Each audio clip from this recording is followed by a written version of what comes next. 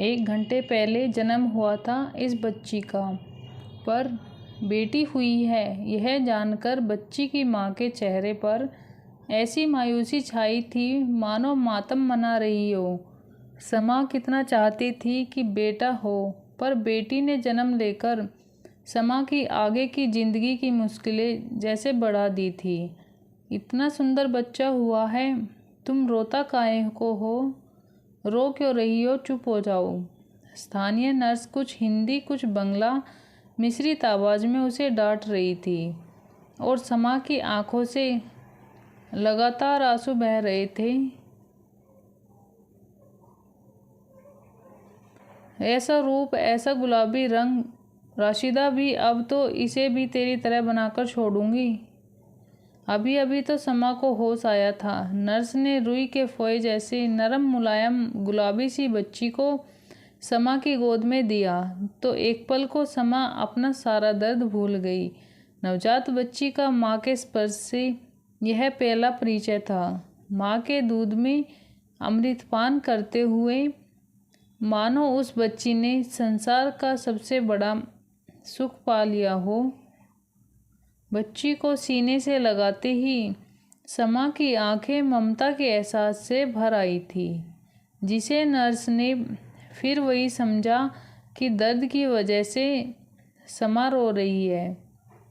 इस बार ना जाने नर्स को समा पर कैसे प्यार आ गया।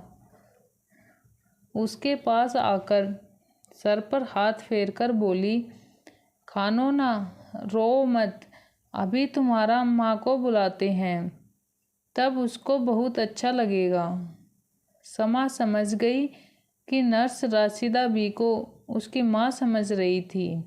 समझे भी क्यों ना, हॉस्पिटल रिकॉर्ड में राशिदा बी ने समा की जगह अपना नाम लिखवाया था और पिता के नाम की जगह किसी मरहूम स्वर्गीय नासुद्दीन का नाम लिखवाया था। पर समा नर्स को कैसे बताती कि उसके कोठे पर माँ तो होती है, पिता के नाम का कुछ पता नहीं होता। अभी इस बच्ची का जन्म हुए मुश्किल से 1 घंटा हुआ था और उसकी किस्मत लिखी जा चुकी थी। तभी तो समा अपनी बच्ची के जन्म पर खुशियाँ मनाने की जगह मातम मना रही थी। अब तक बच्ची अपने माँ के आंचल की खुशबू पाकर और दूध पीकर सो चुकी थी।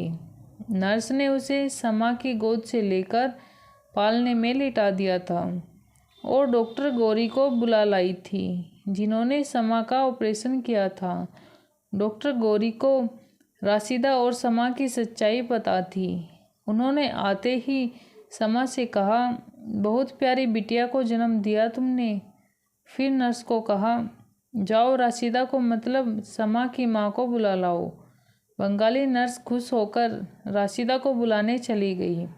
उसे पता था पैसे वाले लोग हैं, अच्छी बख्शीश देंगे। राशिदा खुशी खुशी अंदर आई।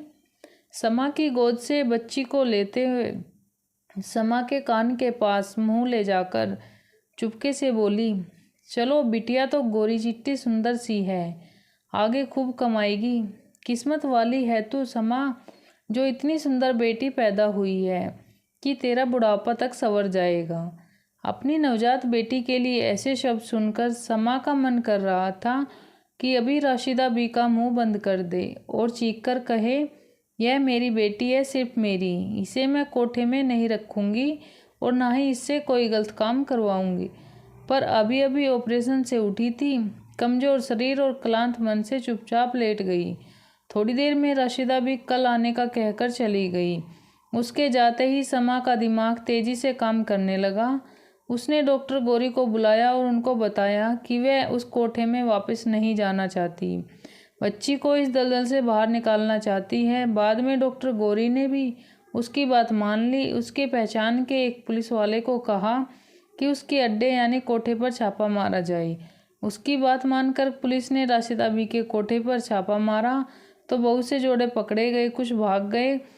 बाद में जब राशिदा ने समा को उस रेड के बारे में बताया तो समा सब अनजान होकर सुनती रही।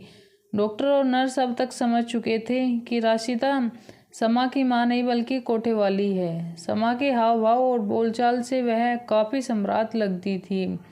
इसके अलावा उसकी बेटी हुई थी, इसलिए उसकी असलियत जानकर भी हॉस्पिटल के स्टाफ की सहानुभूति समा के साथ समा ने डॉक्टर गौरी से बार बार निवेदन किया कि वह कैसे भी उसे और उसकी नवजात बेटी को उस जिल्लत की ज़िंदगी से बचा ले।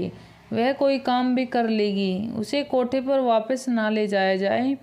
डॉक्टर गौरी समा को पूरा यकीन दिलाया और समझाया कि इस काम को बड़ी ही सावधानी से करना होगा ताकि राशिदा भी या कोठे के किसी दलाल को कानो कान खबर ना हो। इसके लिए डॉक्टर गौरी ने राशिदा को कल समझाया कि अभी समा की स्थिति बहुत नाजुक है, इसलिए उसे अभी कुछ दिन और अस्पताल में ही रहना पड़ेगा। राशिदा भी मान गई। बस इन्हीं कुछ दिनों में सब कुछ करना था। हॉस्पिटल से डिस्चार्ज करा के डॉक्टर गौरी ने समा को कुछ दिन अपने घर में रहने को दिया। इस बीच डॉक्टर गौरी ने राशिदा बी को रोज़ रोज़ हॉस्पिटल आने से